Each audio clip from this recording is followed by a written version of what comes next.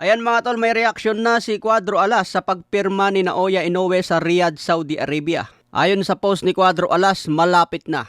Let's go Monster! Ano kaya yung sinasabi ni Casimero na malapit na? Malapit na ba sila maglaban? O malapit na maabot yung 20 million US dollar na bayad kay Inoue? Sponsor pa lang yan mga tol, wala pa yung tinatawag na fight contract. Napakasarap naman ng maging ambassador mga tol. Iba pa yung bayad kay Inoue kung mapapalaban na sa malalakas. Katulad dito sa Pinas, kung maglalagay ka ng tribal sa short mo, babayaran ka ng tribal. Parang ganyan ang ginawa kay The Monster Inoue, sponsor ng Riyadh Season Saudi Arabia. Kahit hindi na lumaban si Inoue mga tol, yung 20 million dollar, napakalaki po niyan. Iba talaga kapag superstar, maraming opportunity ang darating at talagang kikita na malaki. Katulad din kay pambansang kamao Manny Pacquiao noon, maraming sponsor ang lumalapit noon kay Pacman at kumita din siya ng milyon-milyon. So balik tayo dito sa reaction ni Cuadro Alas, sinabing malapit na. Ano kaya ang ibig sabihin nun mga tol? Kung babalikan po natin yung mga nakalaban ni Naoya Inoue, tulad kay Jason Moloney, Michael Dasmariñas, Aran Dipaen na isang Thai boxer, tingin ko mga tol, mas malakas si Casimero kumpara kay TJ Doheny, Aran Dipaen, Michael Dasmariñas at kay Jason Moloney. Kaya ang reklamo ngayon ng mga Casimero fans, hindi naman daw yung laki ng kita ni Inoue at hindi naman daw yung achievements ni Inoue, kundi yung lakas ni Casimero ang pwedeng ikumpara kay Inoue. Ang problema kasi mga tol, kung palakasan lang sana, pwedeng itapat si Casimero. Pero nasa boxing industry kasi, business ang umiikot dyan. Bigatin, co-promoted by Top Rank si Naoya Inoue. Kailangan kumita rin itong Top Rank kung mapapalaban si Inoue. Although may lakas talaga si Casimero mga tol at malaki sana ang potensyal.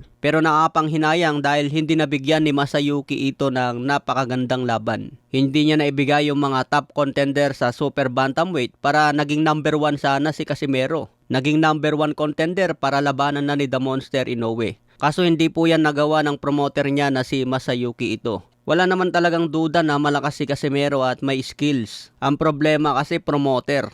Isang pound for pound si Inoue, kaya kailangan din ni Casimero na malakas na promoter. Naikasa ang laban ni Inoue kay Michael Dasmariñas. Sino ang nasa likod niyan? Bakit naikasa? Naikasa din ang laban ni Paul Butler kay Jonas Sultan. Nagkataon lang na natalo si Jonas Sultan. Kung panalo sana si Jonas Sultan doon, baka si Jonas Sultan pa ang lumaban kay The Monster Inoue. Sino na naman ang nasa likod niyan? Si Sean Gibbons. Marlon Tapales na palaban kay Inoue. Sino ang nasa likod niyan? Si Sean Gibbons. Ang ginawa kasi kay Marlon Tapales, pinalaban muna kay Murodjonak Madalyev. Kaya naagaw ni Tapales ang belt ni Madalyev at siya na ang lumaban kay The Monster Inoue. So ganun po kalakas si Sean Gibbons mga tol. Kaya niyang ikasa ang laban kay Inoue.